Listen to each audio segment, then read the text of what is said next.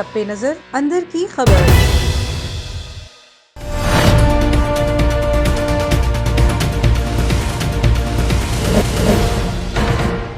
بسم اللہ الرحمن الرحیم، السلام علیکم۔ ایون ٹی وی کی ہیڈ لائنز کے ساتھ میں ہوں قانتہ امتیاز۔ نظر ڈالتے ہیں ہیڈ لائنز پر۔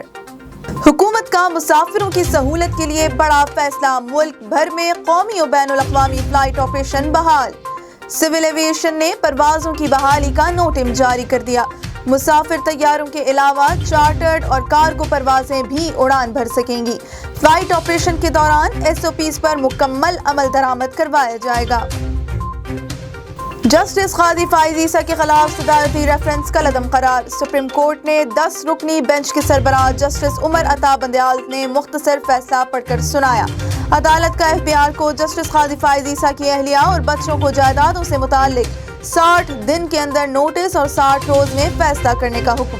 FBR حکام فیصلہ کر کے 75 روز میں سپریم کورٹ رجسٹرار کو آگاہ کرنے کے پابند۔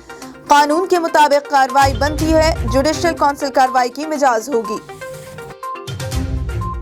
وفاقی حکومت نے سپریم کورٹ کا فیصلہ تسلیم کر لیا۔ شہزاد اکبر نے کہا کہ کسی کی ہار جیت نہیں ہے، خواہش ہوگی کہ معاملے پر بات نہ کی جائے۔ عدالت کے فیصلے پر اپنی صفائی پیش کر دی۔ پہلے ہی رضامندی ظاہر کر دی تھی کہ عدالت معاملہ FBR کو بھیجے۔ مکمل آزادی میں ہی عدلیہ کا وقار ہے۔ عدالتی فیصلے کے بعد پاکستان تحریک انصاف کی کور کمیٹی کا اجلاس۔ وزیر اعظم اور دیگر کو قانونی نکات پر بریفنگ دی گئی۔ حکومت کا اتحادی جماعتوں کو ہر صورت منانے پر اتفاق۔ مذاکراتی ٹیم کی وزیر اعظم کو اتحادیوں کے ساتھ مذاکرات پر بریفنگ۔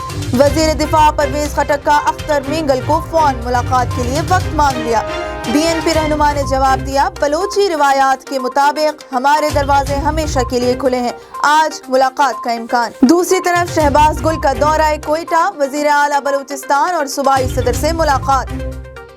پاکستان افغانستان میں امن کے لیے کوشاں۔ ترجمان دفتر خارجہ کا کہنا ہے کہ نمائندہ خصوصی برائے افغانستان محمد صادق نے 16 اور 17 جون کو قطر کا دورہ کیا۔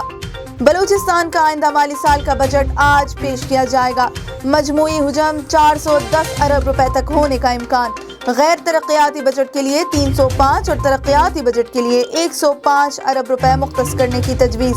صوبائی ملازمین کی تنخواہ میں 5% اضافے کا امکان ہے۔ صحت کے لیے 55، تعلیم کے لیے 75 اور امن و امان کے لیے 50 ارب روپے رکھنے کی تجویز۔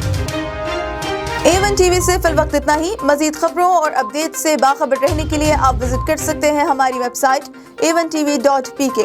آپ ہمیں YouTube اور Facebook پر بھی فالو کر سکتے ہیں۔